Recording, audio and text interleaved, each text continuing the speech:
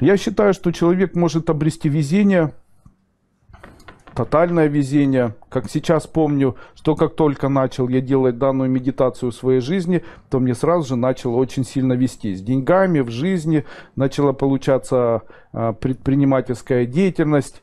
Могу сказать, что до того момента, пока я начал заниматься такой медитацией, было ощущение, как будто все занято. Все ниши бизнеса заняты, все красивые женщины заняты.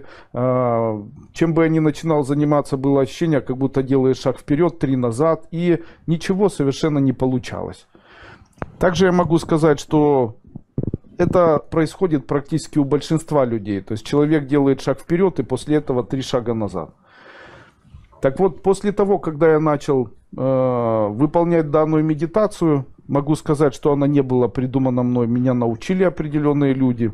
После этого начали выигрываться тендера в городских советах, подписывались документы, заявления, просьбы. Они подавались мной или теми людьми, которые со мной работали, и мне не было отказа. Вы представляете? И я не мог... люди, которые рядом со мной находились, они не могли понять, что же со мной такого происходит и почему вдруг у меня начало очень сильно все получаться. Начало увеличиваться материальное благополучие, везде начало все идти как по маслу. Одним словом, я обрел то состояние, которое я называю состоянием везения. Это было связано как раз с тем, что я каждое утро на протяжении аж целых 3 минут занимался определенным видом медитации. Что же я представлял? Я ее назвал для себя условно медитацией везения.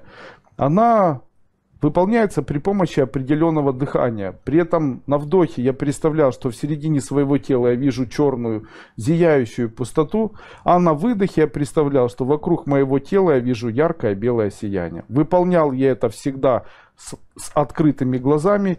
И вот что я понял со временем. Почему человек должен представлять в середине себя темное? Дело в том, что темное — это некий вакуум, который создается в середине тела или в середине моего энергетического поля. Такой вакуум любой создает притяжение. И притяжение, оно должно быть сформировано еще и образом, который должен прийти в мою жизнь. Это образ яркого, светящегося, образ света.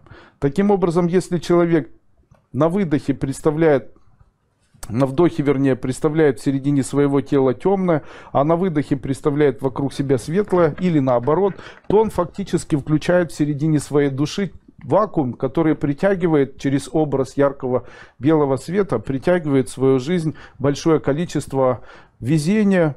Также, когда представляем это все в середине груди, пустоту, то это убирает негативные состояния, связанные с нервными состояниями. Если в середине живота, то включает вакуум и приобретается в жизни, вернее, реализовывается желание. Если в голове представляем пустоту или темноту такую, то появляются идеи и великолепные мысли.